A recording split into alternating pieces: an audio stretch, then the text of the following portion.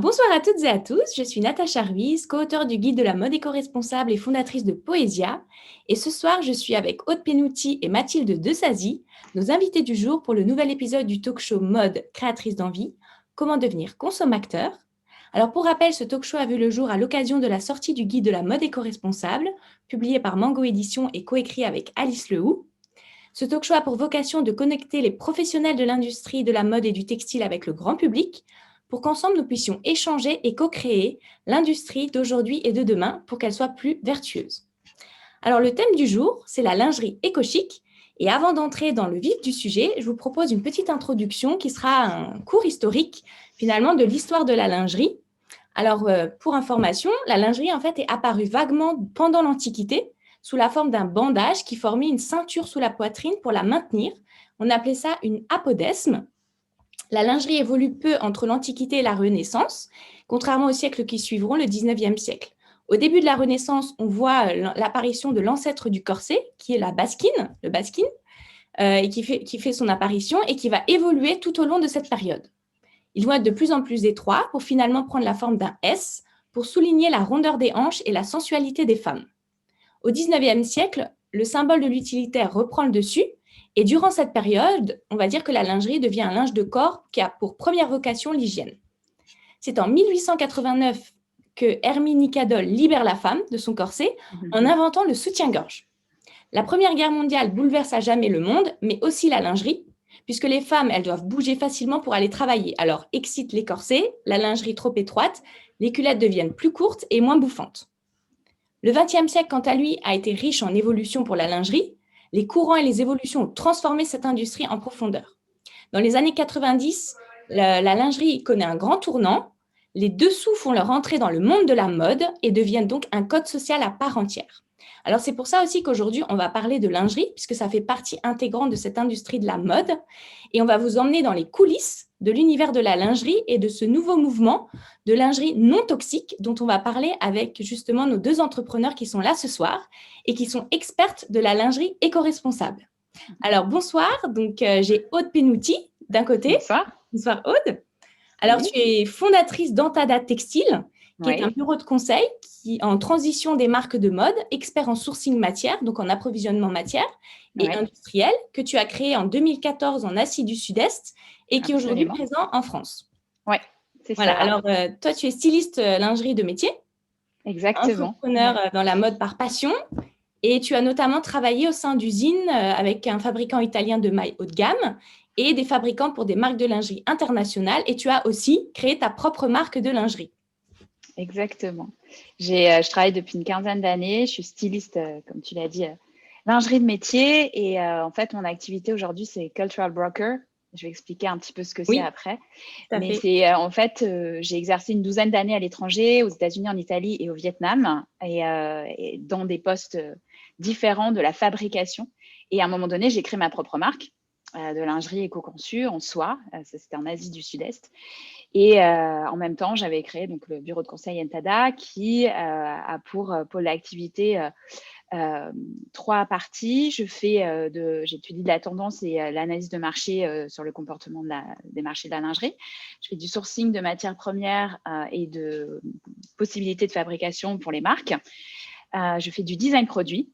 Et j'écris aussi pour des médias. On va partager un petit peu plus tard un exemple parce que, en fait, comme je couvre toute la chaîne pour les marques, je fais du reporting, je rapporte un petit peu ce que je découvre et les tendances du marché sur la lingerie. Ok, tu vas nous en dire plus dans quelques instants. Ouais. Et d'autre part, nous avons Mathilde Desazy. Bonsoir Mathilde. Bonsoir.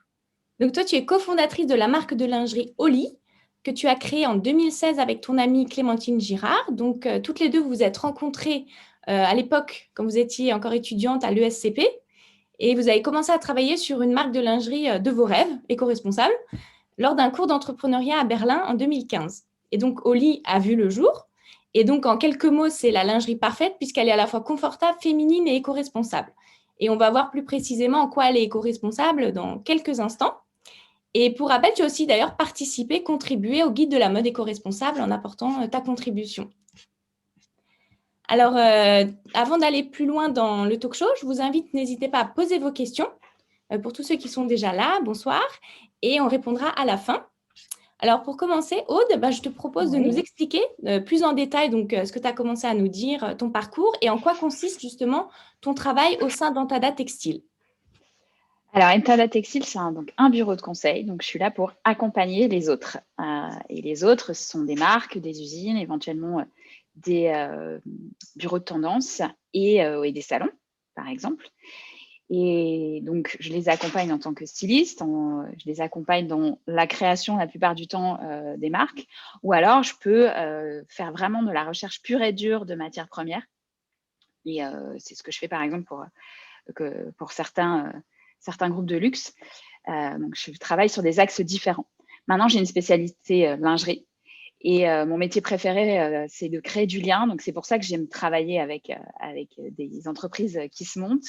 Et aujourd'hui, le marché, il est vraiment très polarisé par rapport aux gens qui viennent du textile et qui créent des marques ou des gens qui travaillent pour des marques et des gens qui viennent d'écoles de commerce, comme l'exemple de Mathilde, et qui créent des marques aussi et qui n'ont pas forcément la clé du textile, qui ont des autres clés pour créer une marque, mais pas la clé produit. Donc, moi, je les accompagne en les aidant sur leur projet et leur concept sur ça. Voilà.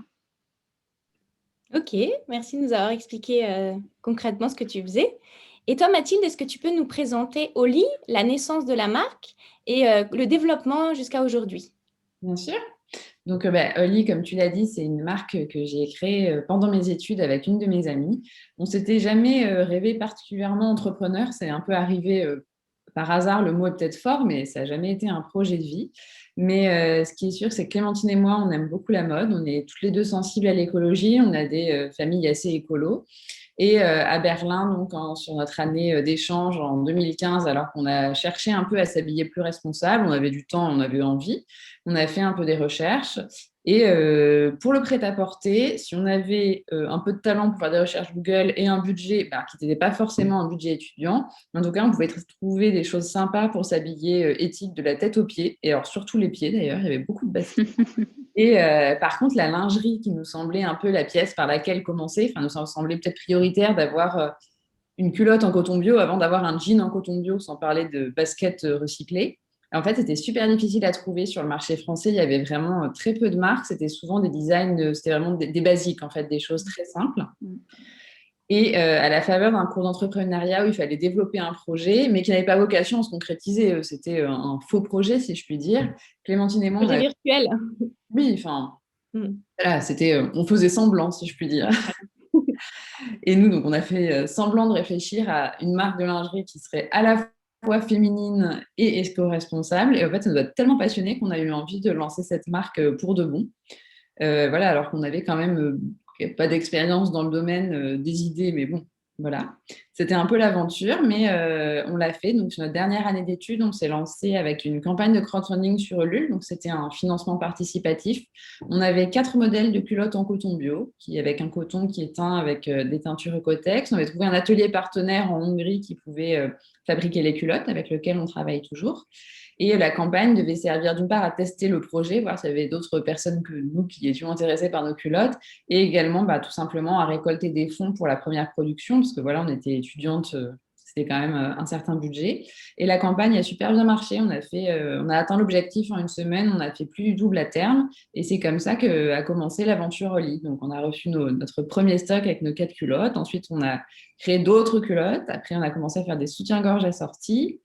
Puis, on a introduit une nouvelle matière, la dentelle en fibre recyclée, qui a permis d'apporter aussi des collections qui sont un peu plus sexy à la gamme Oli. Et voilà, donc on a continué, on a commencé à l'école, on a continué en sortant et on fait grandir la marque vraiment petit à petit avec de nouveaux modèles régulièrement, mais toujours en réassortissant ceux d'avant, pour vraiment grandir à notre rythme. Oui, d'ailleurs, j'avais eu l'occasion de vous rencontrer à l'époque où vous faisiez un pop-up store dans Paris. C'était encore au début, je crois. Bon, aujourd'hui, on ne peut pas trop faire d'événements, mais bientôt, il y en aura sûrement des nouveaux. On espère, hein, ça fait 1 an qu'on espère pouvoir faire un événement. Mais... Et alors maintenant, ce que je voulais voir avec vous, c'était qu'on parle de plus en plus du concept de lingerie non toxique. Et c'est vrai que ça peut paraître un peu paradoxal, étant donné que la lingerie, c'est quand même quelque chose de plutôt intime. Est-ce que, Aude, tu pourrais nous dire justement en quoi ça consiste pour une marque de lingerie d'être non toxique, éco-responsable? Alors, ça touche la matière première, très clairement. C'est ça que ça veut dire. Parce que dans la matière première, il y a le fil, donc l'origine du fil avec lequel on va tisser sa matière première, mais il y a aussi toutes les étapes qu'on appelle d'ennoblissement et de transformation, qui sont la teinture, la plus connue, mais ça peut être aussi le fait de mettre un après pour la rendre un peu plus brillante, un peu plus douce, etc., hypoallergénique, etc. Donc, ça, normalement, ça se fait de façon naturelle et spontanée, on va dire, lorsque la matière est bien travaillée dès le début. Et la non-toxicité, elle vient du fait que, malheureusement, dans des teintures de mauvaise qualité et dans des apprêts donc, de mauvaise qualité, les produits qu'on utilise sur notre tissu, ou si l'environnement dans lequel on fabrique le tissu contient des matières toxiques volatiles ou dans l'eau ou dans la matière ou dans la teinture, ben, ça peut avoir des répercussions sur la santé. Des allergies de peau, tout simplement. Et au pire, et je vais parler au conditionnel, parce qu'il n'y a pas encore d'études scientifiques qui font le lien direct entre les perturbateurs endocriniens et des cancers, mais ce sont les sujets sur lesquels les scientifiques se penchent aujourd'hui par rapport à des produits de mauvaise qualité et des teintures de mauvaise qualité qui pourraient être présentes dans certaines matières premières. C'est pour ça qu'on utilise l'expression non toxique. En fait. Okay. Mais effectivement, de base, un vêtement ne devrait pas être toxique. Hein, on est d'accord sur le sujet. Et il y a un point qui est très important aussi à souligner, c'est qu'aujourd'hui, les marques s'intéressent vraiment à ça et l'industrie est prête. Et il y a plein de produits disponibles qui sont dans ces catégories-là. Et qu'il y a quand même un point qui est très important, c'est de dire que la matière première parfaite n'existe pas. On va en parler un petit peu après. Mais ça, c'est super important de l'avoir en tête. Ok, merci beaucoup pour cet éclairage, Aude. Et je propose qu'on rentre dans un exemple concret avec toi, Mathilde, justement de nous montrer en quoi, en fait, Oli est une marque éco-responsable non toxique. Donc, je te propose qu'on aille dans les coulisses, justement, de la marque, en partageant notamment le site où vous présentez, vous êtes vraiment très transparent sur votre fabrication, sur vos matières premières. Donc, je vais partager l'écran. Ça, tu pourras nous raconter tout ça. Donc, chez Oli, le projet, c'était vraiment de faire une marque de lingerie à la fois éco-responsable et jolie, parce que ce qu'on avait trouvé sur le marché, c'était du basique éco-responsable, mais très simple, ou des marques plus conventionnelles, mais qui n'avaient pas du tout l'air d'avoir des engagements éthiques ou éco-responsables. Donc, pour ça, on a commencé par choisir des matières. Donc, on utilise notamment du coton bio, qui est certifié GOTS, que notre atelier nous fournit et qu'il tisse et qu'il teigne en Allemagne. Et ils vont le teindre avec des teintures qui sont labellisées Ecotex 100, donc justement sans produits nocifs pour la santé ou l'environnement.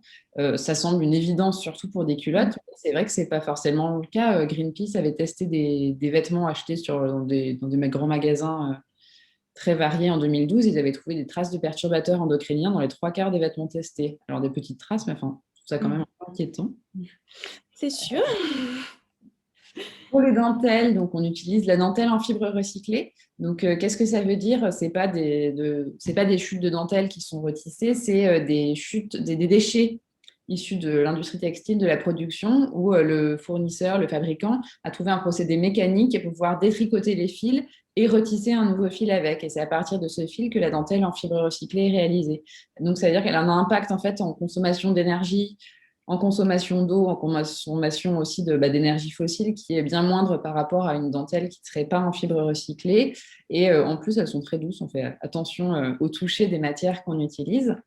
Donc, nos produits, c'est toujours coton bio, dentelle en fibre recyclée ou parfois de tout petits détails de tuiles et dentelles, mais en ce cas-là, qui sont forcément européens. Mais de toute façon, nos dentelles, nos accessoires sont des matières européennes également. Donc, voilà. Je vais dire 2 mots sur, parce que je vois qu'il y a des petites informations sur la limitation des déchets, etc. Je ne sais pas si tu veux en dire un mot. En fait, ça, c'est les statistiques autour du fil en fibre, donc la fibre recyclée. Par rapport à la création d'un nouveau fil, ça permet effectivement d'économiser, selon leurs études, 90% d'eau et 80% d'électricité. Parce que c'est vraiment. Et en plus, ce qui est bien, c'est que c'est des déchets de production textile, donc sinon, ils auraient fini à la poubelle. Et c'est assez récent quand même ce process pour transformer les déchets en un nouveau fil. Parce que quand on a commencé Oli, on n'avait pas trouvé cette matière. Peut-être qu'elle existait, mais en tout cas, elle ne s'était pas présentée à nous. Je ne peux pas en être certaine, évidemment. Donc, il y a quand même des innovations aussi du côté des fournisseurs qui viennent soutenir les innovations des marques. Donc, c'est plutôt chouette que ça aille dans ce sens-là. Ok, ouais, carrément. Voilà. Je te rassure, il n'y avait pas beaucoup de choses disponibles quand vous avez commencé, hein, donc n'ayez pas peur, vous n'avez pas manqué trop de coches. Chez Oli, on a lancé aussi des bodys en décembre. Donc, c'est un nouveau produit par rapport aux soutiens-gorge et culottes qu'on avait. Et pour les bodys, on a choisi du tencel. Donc, le tencel, c'est une matière qui est écologique, qui est très respirante. C'est une fibre qui est produite par une entreprise autrichienne à partir de fibres de bois en circuit fermé. Donc, ça va pas être un processus qui utilise plein de produits chimiques pour le fil, on va dire. Et ça donne une maille qui est très souple, élastique, très agréable à porter, douce, avec des bonnes propriétés. Donc, c'est une pulpe de bois en plus qui est donc déjà c'est une matière naturelle, mais aussi qui est vraiment issue de forêts gérées durablement, dont le processus de transformation est écologique. Enfin, c'est vraiment une belle fibre, j'ai envie de dire. Oui, que des belles matières chez vous. On essaie, qui se prête bien à la question. Et du coup, on revient sur les teintures dont tu parlais juste avant. Voilà, donc les teintures qui sont utilisées pour le teindre le coton qu'on utilise chez Oli, c'est des teintures qui sont labellisées Ecotex 100, donc simplement sans produits nocifs. Ça paraît une évidence, mais il y a quand même des labels pour ça. Oui, bah oui, surtout pour la lingerie qui est quand même Voilà. proche de notre intimité. Et donc, la production voilà. en Europe. La production, donc on voulait une production européenne. Donc pour les soutiens-gorge et les culottes, c'est un atelier qui se situe en Hongrie où je me rends de temps en temps. Et pour les bodys qu'on a lancés en décembre, c'est un atelier qui est situé en France. D'accord. Voilà. Et du coup, il y a une petite vidéo, on peut la regarder, comme ça on voit les coulisses. Oui, il y a une petite vidéo effectivement de mes voyages.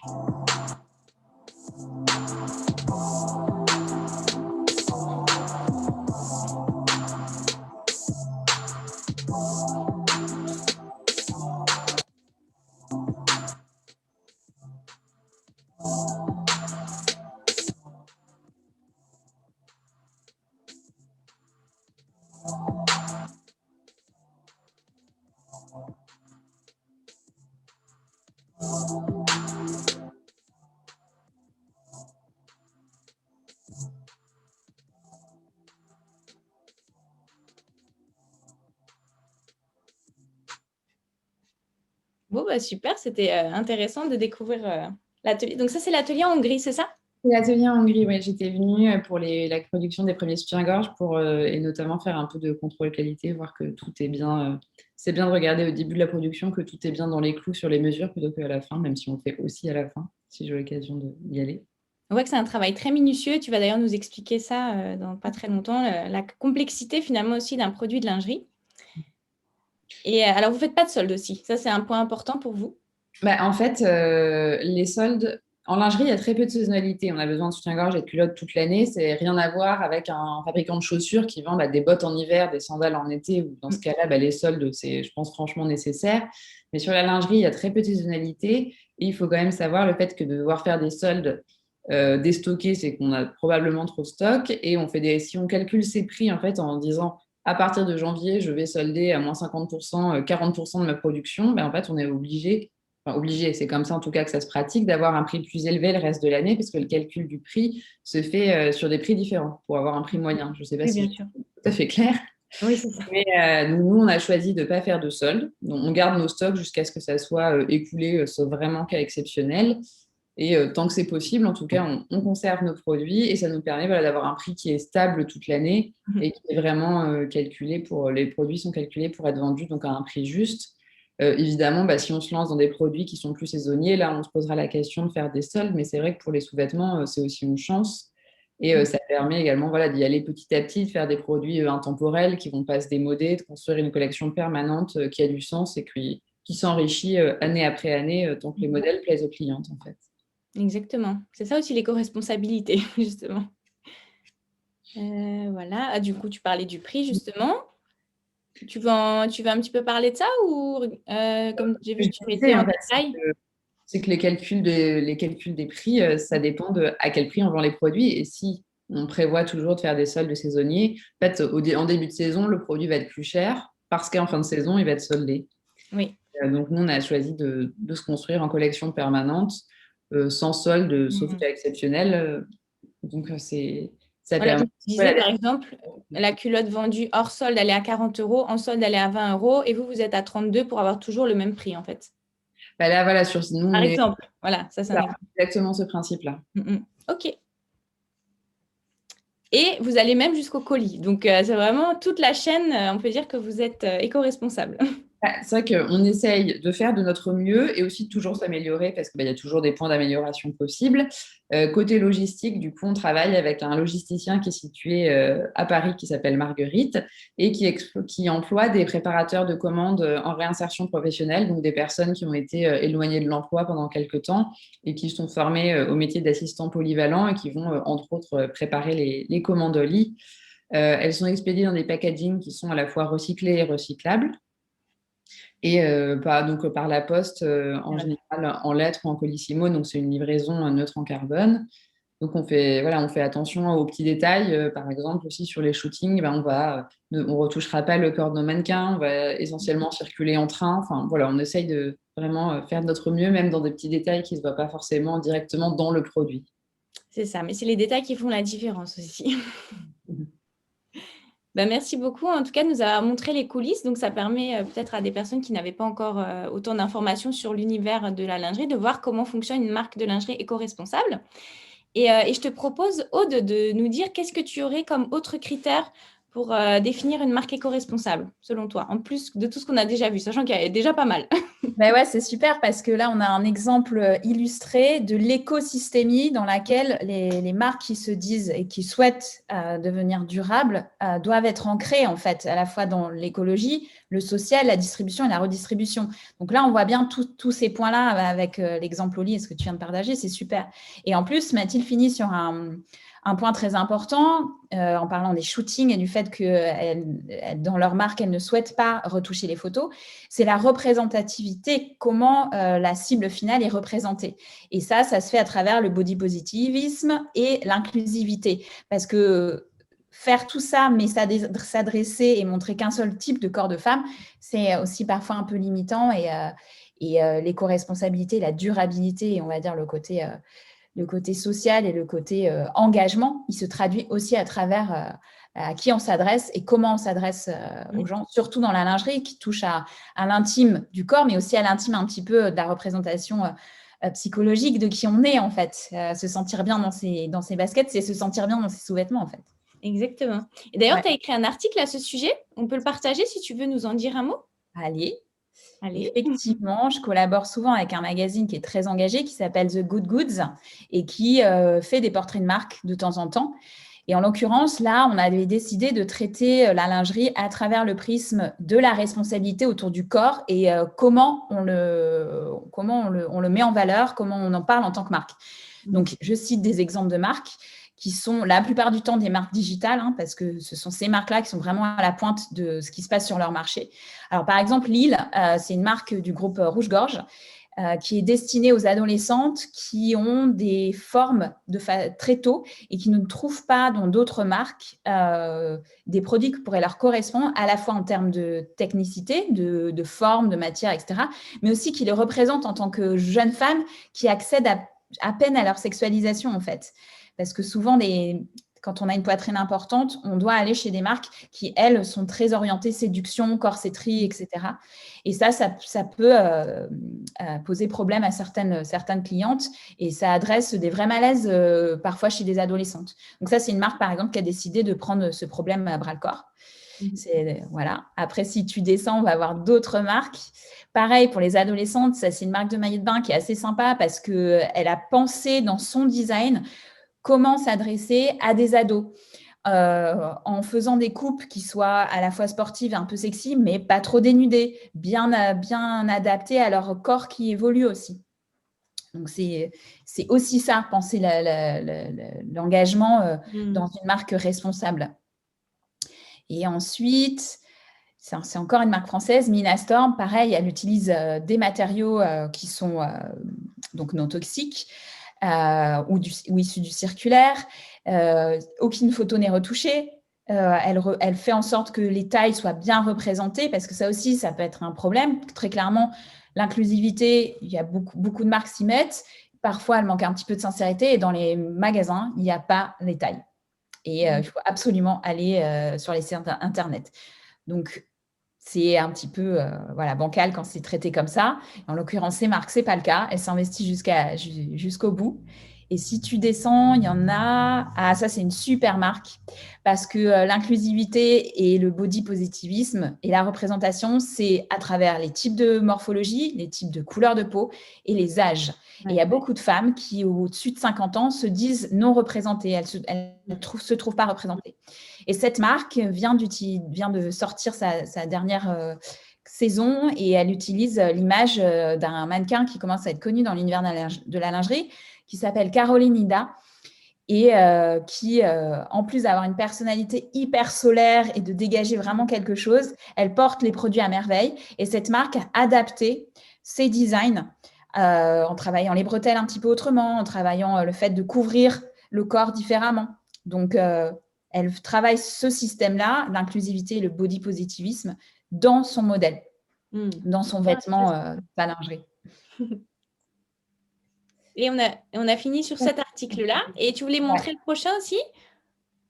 Alors ça, c'est pour revenir sur l'aspect non toxique, parce qu'effectivement, prendre soin de soi et porter de la lingerie, c'est faire attention à sa peau, faire attention, nous les femmes, on porte ces vêtements-là sur des endroits du corps qui sont quand même très symboliques et très utilisés, la poitrine, les organes reproducteurs, etc. Et ces marques-là, elles font en sorte que la non-toxicité passe vraiment à travers les matières premières et toute la chaîne que Mathilde vient d'expliquer aussi par rapport au fait que quand on teint de la bonne façon, on n'a pas de produits chimiques qui sont aussi déversés dans la nature, etc. Après, si tu descends, j'explique qu'il y a quand même des normes en Europe qui nous protègent un peu, notamment la norme REACH, qui vient compléter le travail de Ecotex Standard 100. La norme REACH, c'est vraiment une norme européenne qui interdit la présence de certains composants, soit dans le produit fini, c'est-à-dire un produit qui est fabriqué par exemple en Chine et qui est importé sur le territoire européen, doit remplir les critères de cette norme. Et c'est valable aussi pour des produits de teinture, par exemple, qu'une marque pourrait faire venir ou une usine pourrait faire venir en Europe. Donc, c'est valable sur tous les plans. Parce qu'il est très, très important de bien avoir en tête aussi que ces normes existent, ces standards existent, mais qu'après, il y a quand même une différence entre un produit à 2 € et un produit à 30 €. C'est pas la même chose. Dans quelques instants, d'ailleurs. Voilà. On va voir. Si tu descends sur cet article, Natacha, il y a des marques qui ont basé leur business model sur ça. C'est le cas de Simplement Lingerie et de Holly, que j'avais cité dans cet article, où la matière première est vraiment au cœur de leur développement. Elles font en sorte que ça soit éthique jusqu'au porté, quoi. Et qu'on soit en sécurité en tant que consommateur. Tout à fait. Et tu voulais parler des autres aussi un peu ou... Écoute, descends si tu veux, c'est d'autres exemples. Ça, c'est une marque française aussi, Poétique, qui a les mêmes valeurs, coton bio, GOTS, produits labellisés au Ecotex. Et ça, je ne sais pas si tu veux en parler maintenant. Oui, parce qu'on voulait montrer la petite vidéo tout à l'heure. Mais tu peux rapidement en parler et puis après, on montrera la vidéo.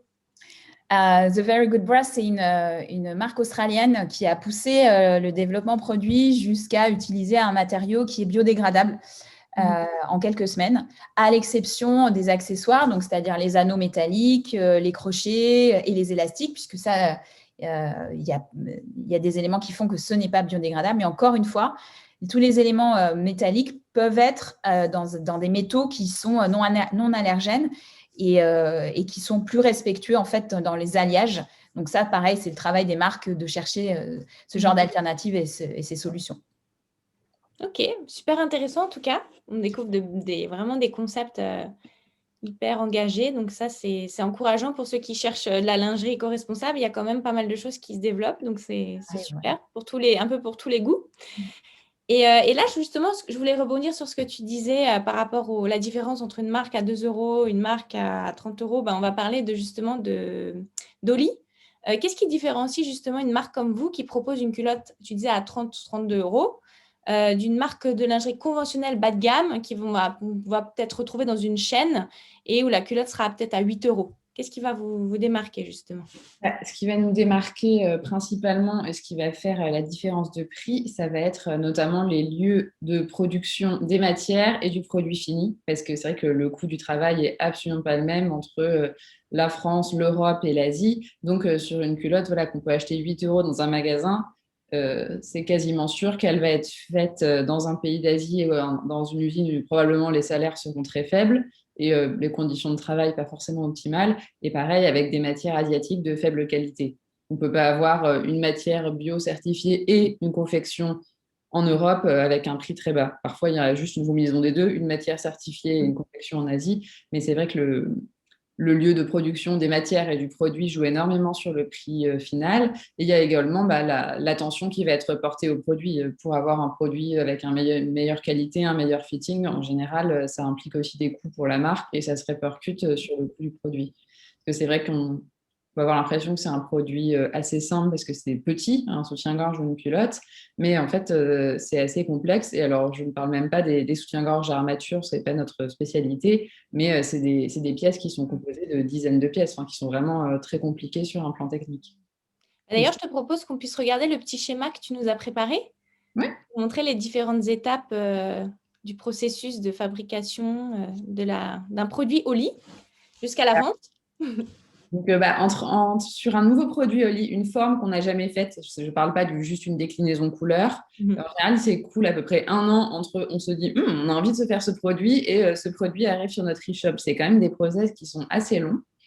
Donc, les étapes, c'est on va se dire j'ai envie de tel produit ou plutôt Holly, c'est une petite marque. On est 2 fondatrices, on est sur des volumes qui sont assez petits par rapport au monde du textile, qui sont minuscules dans le vaste océan du monde du textile, il faut plutôt être honnête. Et du coup, on commence par se demander quelle matière on peut travailler sous 2 angles. Déjà, les minimums de commandes. Est-ce qu'on pourra satisfaire au minimum de commandes de tel fabricant? Est-ce qu'il faut acheter 50 km de dentelle, auquel cas on ne regarde pas, on ne vaut mieux pas se faire du mal. On dit c'est très joli.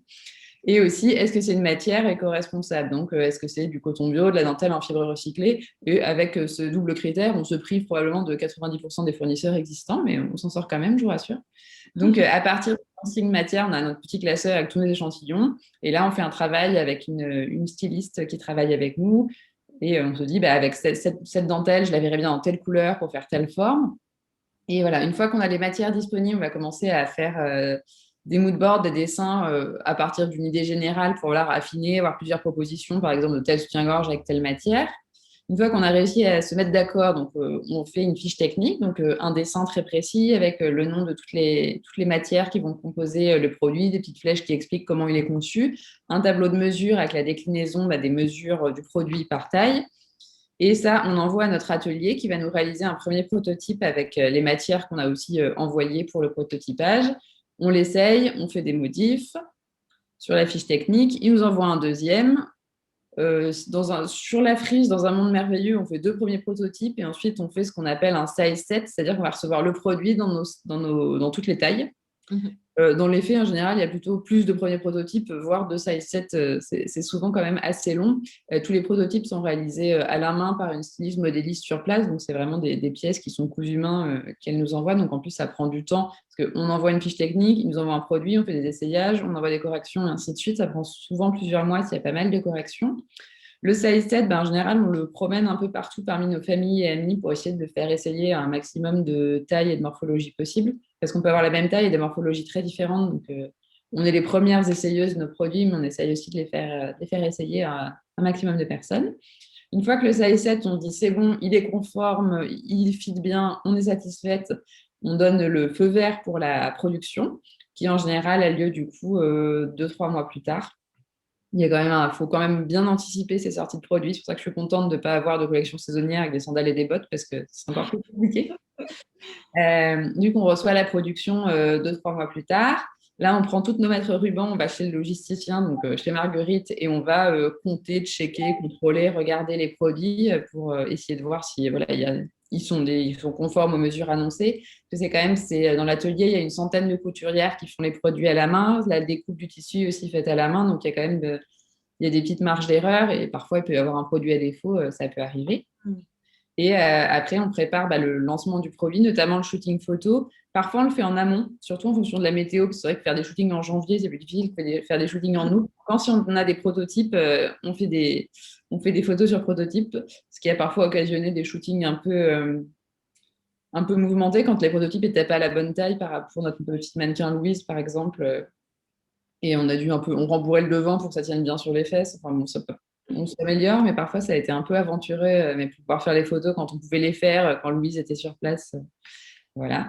Et ensuite, on prépare, une fois qu'on a toutes les photos, on va préparer la fiche produit, la mettre en ligne sur notre site et puis la proposer à nos points de vente.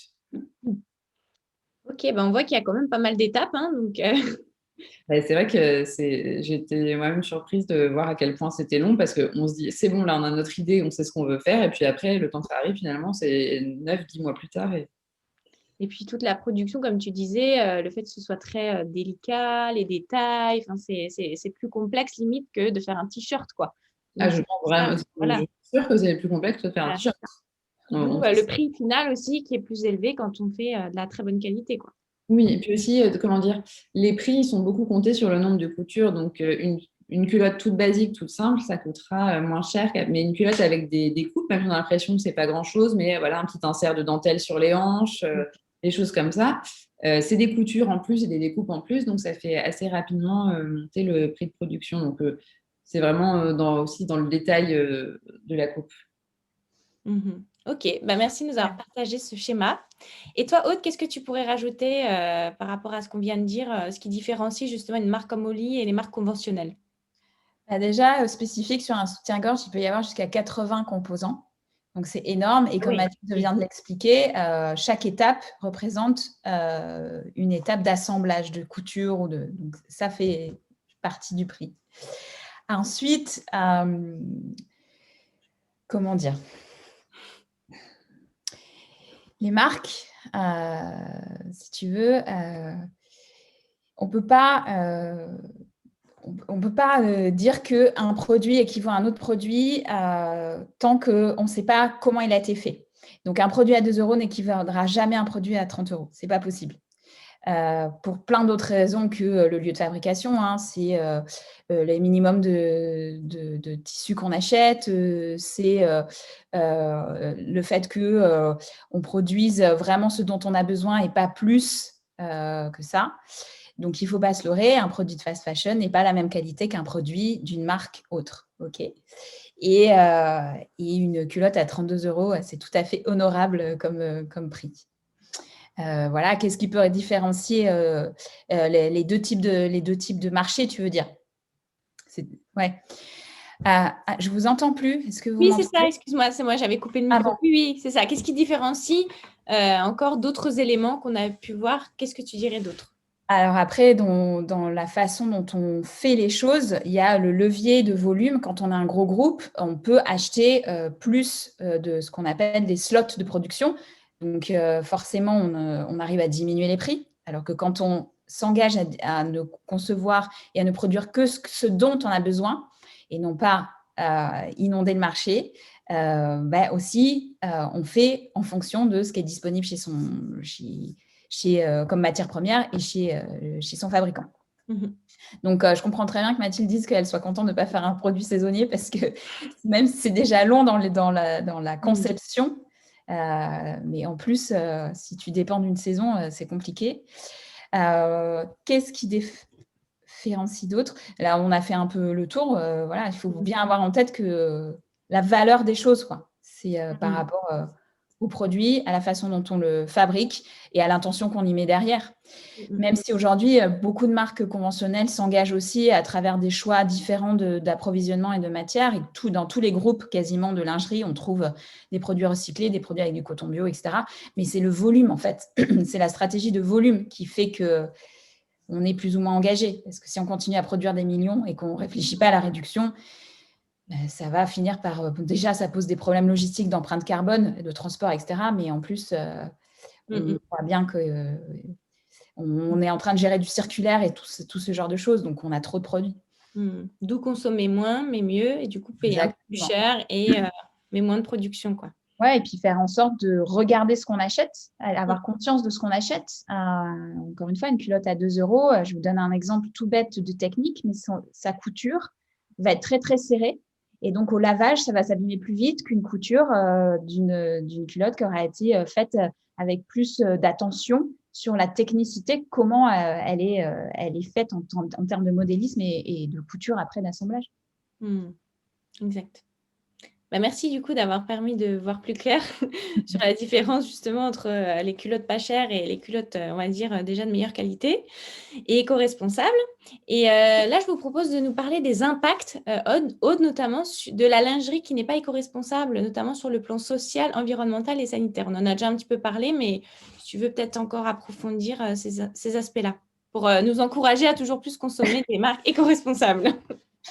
C'est un effet en cascade, en fait, d'où l'importance de l'approche systémique, donc de prendre en compte tous les éléments du système, parce que si c'est un exemple dont on a parlé en off, mais si un produit est fait avec un coton biologique qui est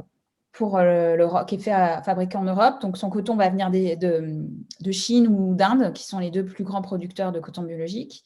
Par exemple, si c'est une marque de luxe, elle va la fabriquer en France avec un artisanat spécial et vraiment un savoir-faire unique. Et si c'est une marque de luxe, il y a quand même de fortes chances qu'elle le réexpédie en Chine. Donc là, on voit bien qu'il y a des bonnes pratiques autour de comment on pense son produit, sauf que quand on le distribue, ça vient un peu casser cette chaîne, quoi. Donc, c'est encore une fois la stratégie de passer du volume à la valeur, quoi, de vraiment penser la valeur du produit. Parce qu'il y a un élément qui est absolument qu'on doit protéger et beaucoup de marques s'engagent, c'est la biodiversité. Sans rentrer dans des choses trop ennuyeuses, mais il y a un économiste suisse qui est spécialiste du développement durable qui a sorti sa dernière étude fin 2020 et qui dit qu'aujourd'hui, 55% du PIB mondial dépend de la biodiversité. Parce qu'il y a les ressources qui se renouvellent ou ne se renouvellent pas. Il y a la gestion de l'énergie quand on produit, la gestion de son transport, sa logistique, etc. Et tout ça est lié à la biodiversité. Donc, à la fin, à l'humain, puisque l'humain fait partie de la biodiversité. Donc, c'est hyper important d'avoir ce recul et cette vue globale. En tant que consommateur, on est acteur de ses choix et de ce qu'on souhaite acheter. Alors, bien entendu, il est difficile pour certains milieux modestes de consacrer un pourcentage important de leur budget sur un achat. Et la lingerie, ça reste un secteur très spécial parce qu'on ne peut pas trop aller dans le seconde main encore. Mais avoir cette vision globale des choses, c'est important. Et puis, consommer moins, mais mieux, c'est sûr. Et se renseigner, lire les étiquettes, ça, c'est important. Parce qu'on évitera des catastrophes dans certaines usines, des produits chimiques qui peuvent être reversés dans les rivières, des problèmes d'allergie, voilà, parce que nous, en Europe, on est bien informés, mais il y a des pays où les conséquences sont directes, en fait. Un ouvrier qui a une teinture qui lui tombe sur la peau et qui le brûle, la conséquence va être directe, tu vois. Donc, c'est hyper important d'avoir ce recul-là. Ok, merci beaucoup. Et justement, Mathilde, vous, à l'époque, quand vous avez lancé Oli, vous aviez conscience de tous ces impacts? Vous aviez fait des recherches ou à quel niveau vous étiez consciente de tous ces impacts négatifs? Je dirais que plus on avance, quand même, plus on est consciente, d'autant plus que le grand public, enfin les médias grand public en tout cas, se sont emparés du sujet un peu plus récemment. Il y a de plus en plus d'articles, mais quand même une bonne base pour avoir un aperçu du désastre du tableau, c'est de regarder le documentaire The True Cost, où en 1h30, voilà, on avait quand même une bonne idée de ce qu'il peut y avoir de terrible en fait dans l'industrie de la mode. On savait quand même que la plupart des vêtements en fait, qu'on trouve en magasin, notamment, viennent d'Asie. Et voilà, l'étude de Greenpeace sur les perturbateurs endocriniens en 2012, ils avaient juste fait des tests sur des produits achetés en magasin. On avait des idées comme ça. Et ça suffisait pour se dire, il y a peut-être quelque chose de mieux à faire, en fait. Ok. Ouais, non, c'est intéressant de voir à quel niveau vous aviez conscience quand vous avez eu envie de vous lancer dans cette aventure, en fait, parce que c'était aussi important de se rendre compte de tous ces impacts et toute cette prise de conscience qui s'est fait progressivement depuis 2016 et qui va en s'intensifiant. Donc, Donc, vous étiez ce que tu me disais justement, c'est qu'à l'époque, il n'y avait pas beaucoup de marques justement qui donnaient envie dans la lingerie chic, sexy, on va dire un peu Dans plus la sexy. lingerie, en France, il y avait vraiment très, très peu de marques. Mm. Dans le prêt-à-porter, il y en avait un peu plus, mais il y en avait quand même beaucoup moins que maintenant. Enfin, en quelques années, on a assisté à une éclosion de nouvelles marques assez sympas en mode responsable. Et effectivement, des grandes marques qui font aussi des virages plus ou moins affirmés vers quelque chose de plus écologique. Mais c'est vrai qu'il y a 5 ans, vraiment, dans la lingerie, c'était... voilà, il y avait... Nous, on avait trouvé peut-être 5 à 10 marques sur des basiques et il n'y avait pas de marque de lingerie, quoi. Je rappellerais plutôt ça du sous-vêtement, en fait. Oui, ok. Ouais, c'est vrai. Hein. Il y en a personnel aussi, hein. Chacune recherche des choses différentes, mais nous, ça ne nous faisait pas rêver. Voilà. Et toi, Aude, tu voulais dire? Je voulais dire que c'est vrai, les premiers salons professionnels dédiés à la mode durable et donc qui représentaient des marques qui avaient cet engagement, c'était 2009-2010. Il y avait 0 lingerie dessus. Et en France, la première marque que j'ai connue qui allait sur ce segment, c'est Oli. Donc, c'est vrai que ça vient petit à petit parce que le marché devient plus mature et que vous avez été précurseur parce que c'est difficile quand même. C'est plus dur de faire un produit durable. Il faut le partager, ça aussi. C'est des engagements difficiles. En fait, c'est ce qui est hyper dur, surtout quand on a une petite marque, c'est de trouver des fabricants et des fournisseurs. Parce que comme on est petite, ils ne nous connaissent pas. S'ils ont déjà des clients, ils n'ont pas forcément besoin de nouveaux clients. Ça peut être considéré comme un risque. Et surtout, on ne fera pas du volume. On voudra faire quelques centaines de pièces. Alors souvent, ce qui les intéresse, c'est le volume. Et ils ont des minimums de commandes que parfois, on n'atteint même pas. Donc, il y a un moment où j'allais sur les salons. Après, la deuxième année, j'ai compris. La première question que je posais, c'est quoi en gros au minimum de commandes? Parce que s'ils me disent c'est 50 km, je dis merci beaucoup, au revoir monsieur. Ça ne sert à rien de faire perdre leur temps aux gens non plus. Et qu'est-ce que je disais sur les volumes? C'était sur les volumes, ouais, c'est ça. J'ai perdu mon point. Bon, c'est pas grave, t'inquiète pas. Je ne sais plus sur quoi je voulais en venir, mais il y avait à part les... Oui. Ah oui, si, c'est qu'on se prive en fait de plein de fournisseurs et fabricants potentiels en disant on ne veut pas aller en Asie alors qu'il y a beaucoup de fabricants de dentelles ou même d'accessoires qui viennent d'Asie et également d'usines. Voilà, le fait d'avoir des petits volumes et de vouloir rester en Europe, c'est quand même des difficultés dans le sens où on a beaucoup moins de choix de matière que ce qu'on pourrait avoir si on était disposé à travailler avec des fournisseurs asiatiques et également si on avait des volumes plus importants. Donc, on a fait surtout au début un peu du stylisme sous contrainte. C'était le brief style, c'était pas on rêve de tel modèle, mais plutôt voilà les matières auxquelles on a droit, qu'est-ce qu'on peut imaginer de joli avec ça. C'est ça aussi dans l'éco-conception, c'est partir de ce que tu as et aussi du besoin de la cliente et au fur et à mesure faire évoluer parce qu'il y a de plus en plus de demandes, donc les matières deviennent plus accessibles aussi. Donc, c'est un cercle vertueux qui est en train de se créer aussi par rapport à ça. Puis alors des demandes dans le sens où il y a aussi des demandes, des mails de clientes, des messages sur Instagram, ils nous disent et vous avez ce modèle-là, est-ce que vous allez le faire en blanc? Et moi, j'aimerais bien tel modèle. Et du coup, comment ça se passe justement avec vos clientes? Vous répertoriez leurs requêtes? Comment vous procédez ensuite pour faire évoluer l'offre? On s'en souvient. Oui, non, mais dans le sens, vous l'intégrez après dans votre conception produit, quoi. Tout dépend parce que, en fait, quand une requête revient souvent, on le sait. Voilà, c'est ça. Oui. Choses ponctuelles. Après, nous, on essaye aussi de dessiner des produits où on serait nos propres clientes qu'on trouve jolies et il y a des choses qui ne nous plaisent pas forcément, donc on ne va pas se lancer là-dedans. Mais parce que, par exemple, un produit qui peut être super beau en noir, surtout avec le coton, ça n'est pas forcément terrible en blanc. S'il peut y avoir un côté beaucoup plus vieillot ou plus culotte de petite fille sur un produit qui peut être très beau en noir. Par exemple, des déclinaisons couleurs, c'est pas toujours bien. Donc voilà, on intègre en tout cas les demandes qui reviennent souvent dans nos réflexions, c'est sûr. Pour faire évoluer les produits, soit créer des nouveaux produits, soit faire des déclinaisons colorées, ce genre de choses. Ok. Je vous propose de faire un petit focus sur la fabrication française. C'est un point qu'on a évoqué justement quand on préparait ce talk show. Alors, qu'est-ce qu'on peut dire justement de cette fabrication française? Est-ce que c'est un gage d'éco-responsabilité? Aude, qu'est-ce que tu peux nous dire par rapport à ça? Déjà, si on fabrique en France et qu'on vend en France, c'est clairement, logiquement, un gain d'empreinte carbone.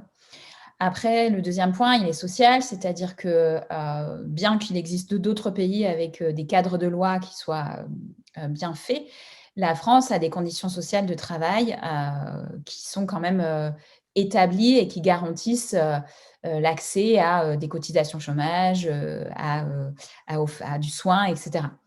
Donc, ça, c'est un point qui est directement lié au Made in France. Après, il y a une limite, c'est qu'en ce moment, on est à fond sur le Made in France et qu'on ne peut pas tout fabriquer en France. Donc, il y a des choses qu'on peut faire, des choses qu'on ne peut pas faire parce qu'on n'a pas encore les matières premières qui peuvent être fabriquées en France. Alors, par contre, on trouve du lin, de la laine, tout ça, c'est parfait. Mais sur la lingerie, c'est un petit peu plus complexe. Et puis, au-delà de ça, il y a un phénomène qui s'appelle le French washing, qui est que la loi pour marquer fabrication française, elle est définie par les douanes, en fait. Et aujourd'hui, c'est 49% de son produit d'état d'ouvraison, pour vraiment simplifier, qui doit être fait en France pour qu'on ait le droit de mettre fabrication française. Mais si vous trouvez un t-shirt avec un écusson France dessus, un drapeau français, ça ne veut pas dire qu'il est fait en France. Donc, il y a des subtilités comme ça à voir et que les lois vont certainement évoluer puisque encore aujourd'hui, ce n'est pas obligatoire de marquer sur son étiquette pour le vêtement le pays de fabrication et le pays de provenance. C'est certainement des choses qui vont évoluer parce qu'il y a plein de choses qui se mettent en place pour accompagner ce sujet-là et que ça soit bien clair. Et que voilà, le Made in France, ce qui serait super dans notre métier, c'est d'avoir la possibilité, depuis la filature jusqu'à la distribution. Donc, ça va venir petit à petit sur certains produits. Oui, c'est ça. Et puis, il y a déjà des labels quand même qui permettent d'assurer qu'il y ait plus de 50% justement qui soient faits en France. Donc, heureusement qu'il y a ça quand même. Ben oui. Et justement, Mathilde, vous n'avez pas choisi de fabriquer en France. Pourquoi vous ne l'avez pas fait et quelle a été votre réflexion par rapport à ça? Du coup, au début de Oli, la première chose, on se dit, bon, on va essayer de trouver un atelier en France. En fait, les devis qu'on a eus étaient quand même très élevés et personne n'a envie d'acheter une culotte qui est quand même une culotte en coton, donc qui est quand même une culotte du quotidien, même si elle est de qualité et qu'elle est jolie. On n'a pas envie d'acheter ça vraiment très cher, 70-80 euros. Bon. Et avec les devis que vous aviez amené le prix à 70 euros. C'est dur de le dire a posteriori comme ça, mais ça nous semblait trop cher. C'est pas un prix qu'on aurait mis. En fait, avec les ateliers situés en France, il y avait deux options. Soit on pouvait faire du basique, parce que du coup, il n'y avait pas beaucoup de couture. Là, les coûts étaient raisonnables et on pouvait sortir une culotte à un prix qui nous semblait raisonnable. Mais en fait, on ne voulait pas faire du basique parce que ça existait déjà. Et notre projet, c'était de faire autre chose que du basique. Donc, ça ne nous convenait pas trop. Ou alors, il fallait vraiment faire des pièces qui allaient coûter cher, plutôt orientées luxe. Parce que c'est vrai que pour des très belles pièces, avec des belles, je pense de la soie, de la dentelle de Calais, en lingerie, il y a parfois des marques avec des gammes de prix très élevées. Mais du coup, on est rarement sur un produit du quotidien. On est sur des pièces souvent assez sexy, très luxe. Et là, c'était possible aussi en France. Mais ça ne convenait pas trop à notre projet, qui était de faire quand même des produits pour le quotidien, en matière éco-responsable, mais jolis. Et on n'avait pas envie de faire un produit de luxe, ce n'était pas notre projet, on voulait plutôt avoir des dessous qu'on porterait tous les jours. Donc on s'est dit, très bien, on va élargir à l'Europe. Et donc on a fait pendant plusieurs mois une recherche de fournisseurs, un peu avec le système de l'entonnoir. Hein. Est-ce que vous faites du sous-vêtement? Oui, non. Est-ce que vous pouvez faire du sous-vêtement en coton bio? Oui, non. C'est quoi votre minimum de commande? Vous voulez bien travailler avec nous?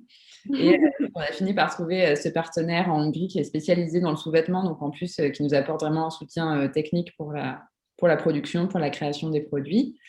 Et quand on a parlé donc de lancer des bodys pour Noël 2020, on s'est dit, là, c'est un tout nouveau produit. Est-ce qu'on n'essaierait pas de trouver un nouveau fournisseur, cette fois-ci en France? Parce qu'en plus, c'est mieux de ne pas avoir uniquement le même fournisseur, dans le sens où s'il arrive quelque chose, mais même accidentel, je sais pas, il y a un incendie dans l'usine et ils s'arrêtent de travailler pendant plusieurs mois, nous, on met la clé sous la porte. Donc, ça semblait une bonne idée de diversifier un petit peu.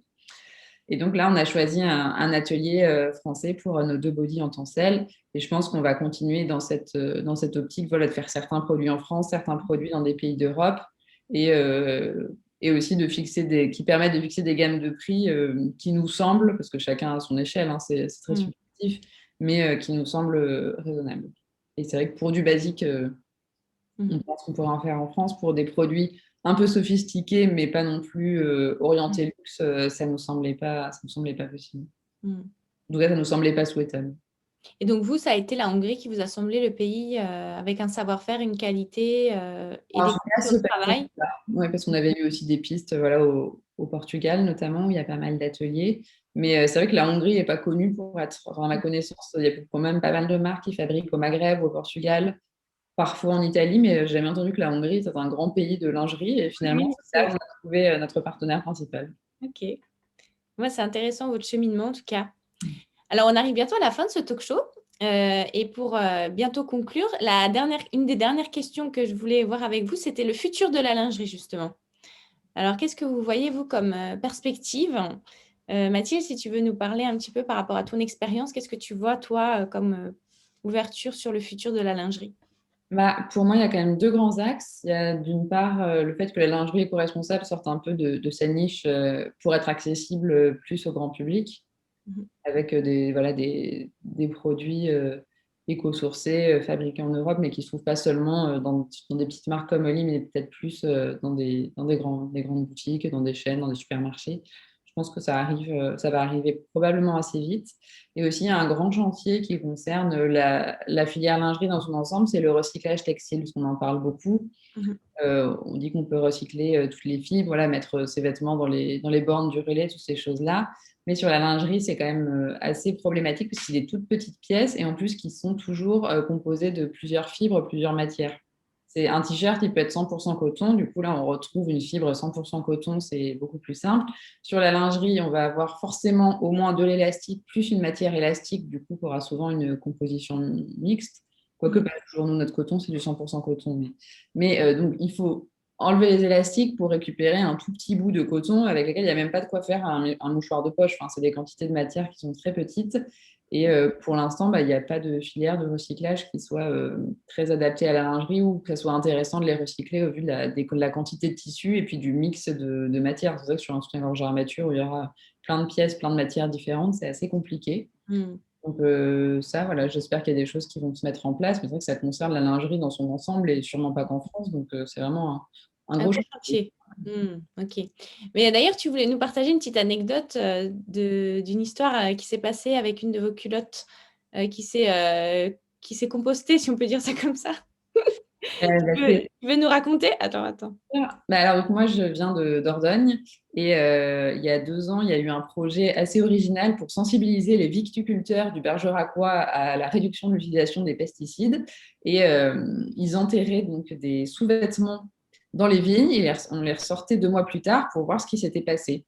Et ils avaient choisi de faire quelque chose d'un peu rigolo, de mettre des slips. Ça avait été dans le sud de la France avec des slips. Et du coup, en Dordogne, ils ont fait appel à Oli parce que je suis une créatrice de lingerie originaire de Dordogne. Et on a enterré dans les vignes plusieurs culottes Oli, donc des culottes 100% coton bio avec juste les élastiques, les accessoires. On les a sortis lors d'une petite cérémonie 2 mois plus tard pour voir ce qui s'était passé. Et les vers de terre, ils avaient tout rongé. Il restait effectivement le fond de culotte qui est doublé, donc ils n'avaient pas encore eu le temps de le ronger. Les élastiques, c'était impressionnant. On n'a pas un produit qui est censé être compostable, mais alors en 2 mois dans la terre, toute la partie coton en fait avait disparu et s'était dégradé, composté. Ok, donc ça marche. Donc, quand vous avez des produits en coton, visiblement, ça marche le compostage. Si c'est 100% coton, il faut bien préciser quoi. Oui, mais du coup, comme je ne suis pas sûre qu'il fallait recommander ça parce que oui, voilà, c'est ça, ouais. Mais les vers de terre se sont régalés avec la base de la culotte. Ok. Bon, voilà, c'est les petites photos du coup de cette cérémonie pour voir le résultat. La sortie qui est en piteux état. Voilà. Ok. Bon, c'était la petite anecdote rigolote, on va dire. Et donc, pour toi, Aude, ce serait quoi le futur de la lingerie? Déjà, il y a des innovations qui commencent à arriver pour traiter le problème du produit recyclé. Il y a un gros groupe français qui vient de sortir un produit là en fait, il n'y a pas de fil, mais son produit va pouvoir être recyclé. Maintenant, ça reste un tout petit fragment du marché de la lingerie. La fin de vie, c'est effectivement extrêmement important à gérer. Et donc, les produits biodégradables en composteur, ça peut être soit en composteur ménager, soit en composteur professionnel. Et la marque australienne dont on a commencé à parler tout à l'heure, elle a un produit, donc c'est une marque qui s'appelle The Very Good Bra, et elle a un produit qui se décompose en composteur de façon assez impressionnante. Et bien sûr, ce sont des matériaux qui sont labellisés, qui sont biologiques, etc. Les seules choses, c'est les armatures et les accessoires qui ne sont pas biodégradables. Mais néanmoins, ça permet d'avoir une expérience sur ce sujet-là. Et tu veux qu'on montre la vidéo? Ah ouais, je veux bien. Vas-y, on va montrer la petite vidéo. C'est la fin, c'est les petites anecdotes originales. Hein. Donc là, on voit que leur produit a été enterré. Il y a eu une action des vers, effectivement. Et il ne reste pas grand-chose. Hein. C'est bien abîmé quand même. Hein. Ah ouais, on voit qu'il y a... Ouais.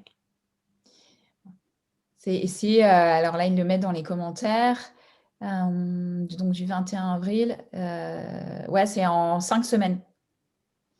C'est le début, quoi. Ouais. Ok. Intéressant, en tout cas. La date, tu vois, d'il y a un peu plus d'un an. Il y a un peu moins d'un an. C'était en mai 2020. Ok. Ben voilà, si vous êtes intéressé d'en savoir plus, vous pouvez rejoindre leur compte pour voir comment ça biodégrade nos sous-vêtements. Et puis après, pour moi, le deuxième axe, c'est d'un moyen un peu plus professionnel, c'est la conception. Comment on peut faire en sorte qu'il y ait moins de gaspillage dès le fait qu'on conçoit son produit avec des outils innovants qui permettent d'avoir moins d'échantillons faits pour avoir moins d'essayages et que la personne qui achète un soutien-gorge, je dis soutien-gorge parce que là, en l'occurrence, la technologie dont on va parler, qui sont les prototypages 3D et les analyses de morphologie, elle s'adresse à des soutiens-gorge, en fait, pour que la femme ait un bon confort, une bonne qualité, une bonne fabrication et que le produit puisse être gardé plusieurs années parce que ça lui va vraiment bien. Et ça, en plus, ça aide à l'inclusivité puisque on peut trouver des produits adaptés à sa forme de poitrine, puisqu'on a toutes des formes de poitrine différentes aussi. Et ça répond à un besoin du bien-aller, donc qui est que l'essayage nous corresponde, que ça soit confortable, que les bretelles soient bien adaptées, etc. Donc, si tu veux, on peut parler je t'avais préparé un petit, le petit visuel pour expliquer ça et comment ces marques-là, elles pensent leur inclusivité et leur aspect durable dès la conception en fait, de leurs produits. Donc, 2 marques françaises qui utilisent... dommage, il y a une image Instagram qui ne s'est pas mise, mais il y a 2 marques françaises qui sont Clef Paris et Lolo Paris qui utilisent des logiciels de morphologie et de dessin 3D où la cliente va prendre ses mesures. C'est fait sur commande, donc en précommande aussi. Donc, ça fait moins de gaspillage de production. Et en fait, Clef Paris et Lolo Paris ont 2 produits qui sont sans armature. Donc, ça peut être un gage de confort pour certaines, puisque certaines personnes préfèrent porter des soutiens-gorge sans armature. Et surtout, grâce à ces technologies, elles vont être capables de couvrir une gamme de taille qui est hyper importante. Donc là, on voit Lolo Paris, ils font du 80A jusqu'au 120F. Donc, c'est assez énorme.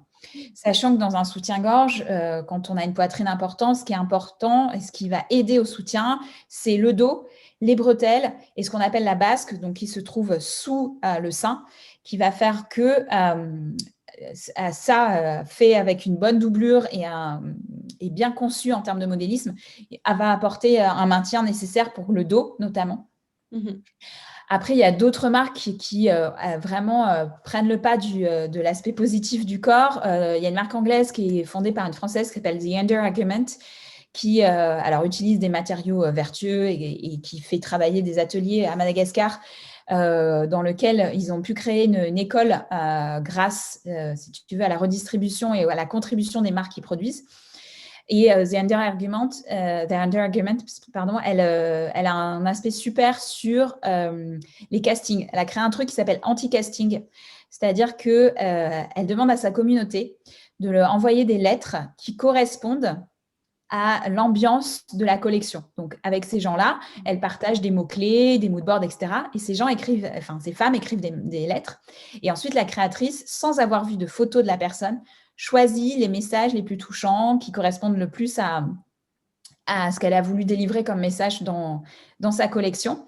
Et le shooting se fait comme ça. Donc après, c'est mis en valeur et l'image est travaillée, mais ça veut dire qu'elle a un aspect body positif dès la conception vraiment de son produit jusqu'à l'image. Maison Louvre, on en a parlé tout à l'heure, donc je ne vais pas recommencer. Mais les 2 dernières marques dont je voudrais parler, une marque française d'activewear qui s'appelle Core, qui a dessiné des produits unisexes. Et donc, pareil, dès la conception, elle a réfléchi donc, à la matière évidemment utilisée, qui sont des fibres recyclées, etc. Mais comment créer un produit dont les emmanchures, le positionnement sous la poitrine pourrait correspondre à la fois à des hommes et des femmes. Donc ça, c'est assez inclusif aussi et assez nouveau. Et le dernier, My Marini, c'est une marque allemande qui travaille avec des super matières premières et qui fait en sorte d'avoir un produit durable depuis sa conception, puisqu'ils font des maillots de bain qui sont réversibles. Donc, on achète un produit, ça fait 2 utilisations. Et en plus, chaque modèle est présenté sur une taille qu'on peut appeler représentative habituelle du marché, une petite taille, et une taille importante.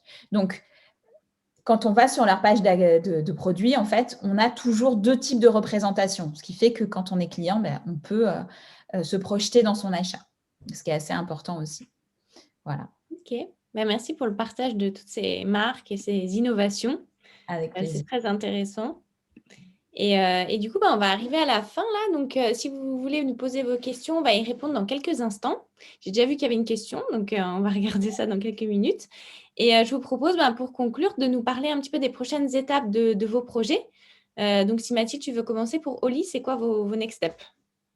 Nos next steps, c'est de développer la gamme de lingerie avec des nouvelles formes, notamment d'étendre la gamme de taille, mais aussi d'adapter les produits pour des plus grandes tailles, parce que ça ne sert à rien de juste d'étendre la gamme de taille si ça fit mal. Donc, on peut à la fois développer des nouveaux produits, enrichir la gamme de taille et juste ajouter des nouveaux modèles qu'on trouve très beaux, qu'on a très envie de vous présenter.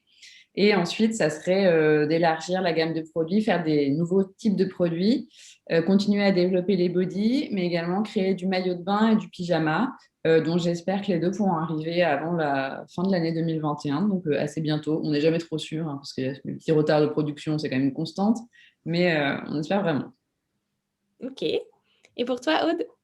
Moi, j'ai une actu qui est, j'ai créé une masterclass en fait pour accompagner les nouvelles marques et les gens qui ne viennent pas du secteur de la mode, du textile et qui souhaitent créer des marques, et pour leur expliquer comment on fait un sourcing le plus durable possible en prenant tous les aspects dont on a parlé, à la fois la matière première, l'usine, l'empreinte carbone, etc.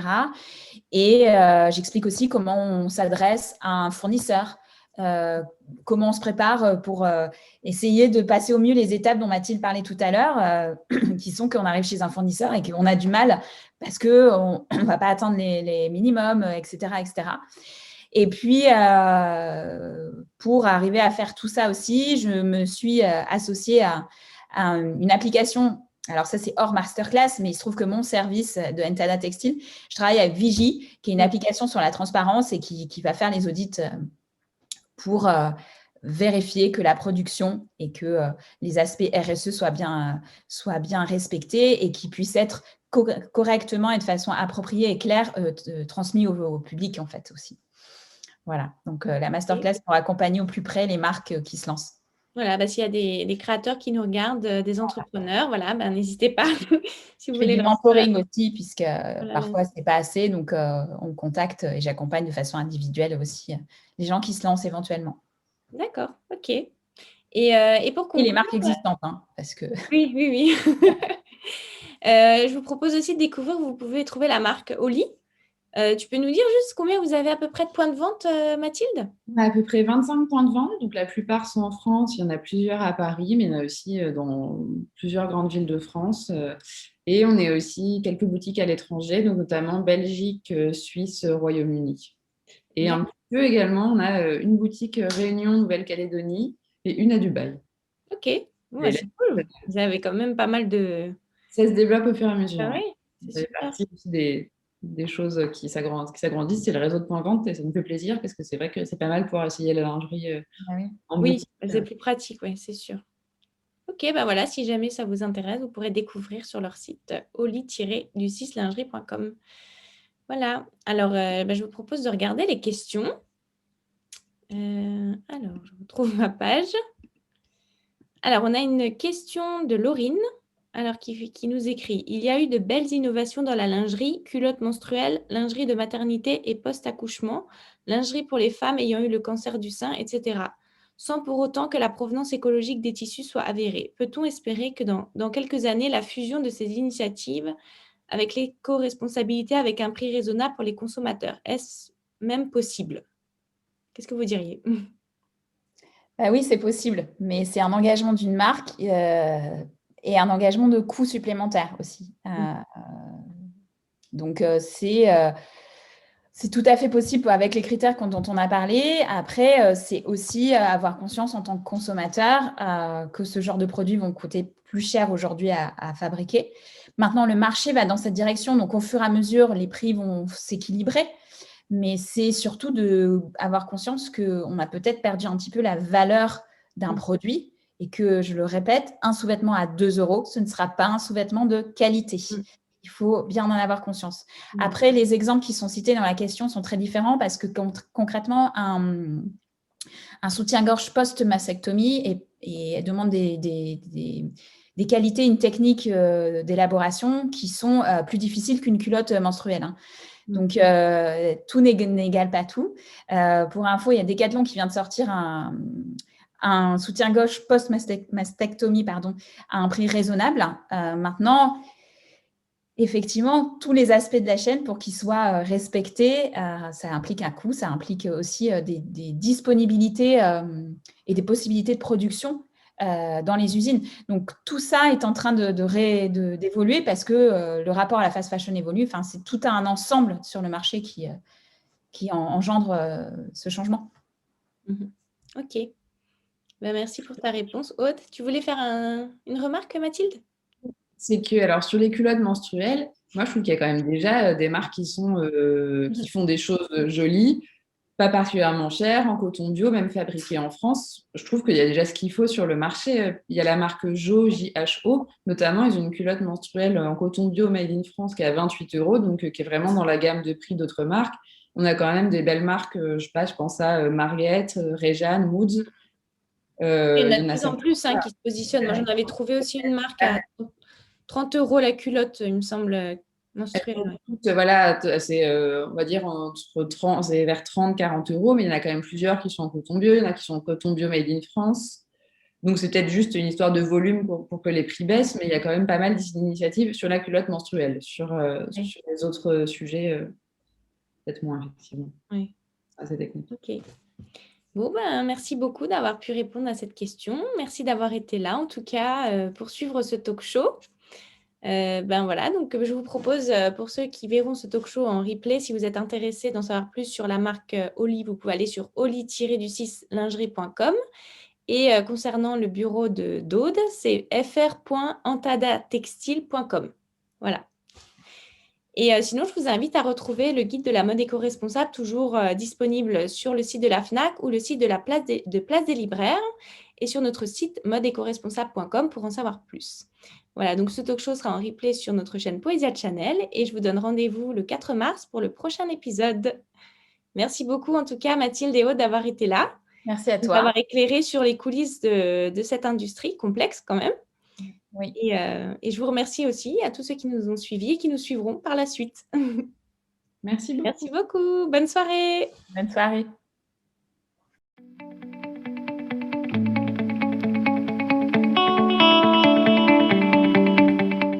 Si ce contenu t'a plu et que tu n'es pas encore abonné à la chaîne Poesia Channel, abonne-toi dès à présent pour recevoir une notification pour les prochains épisodes pour devenir toujours plus un consommateur. À très bientôt!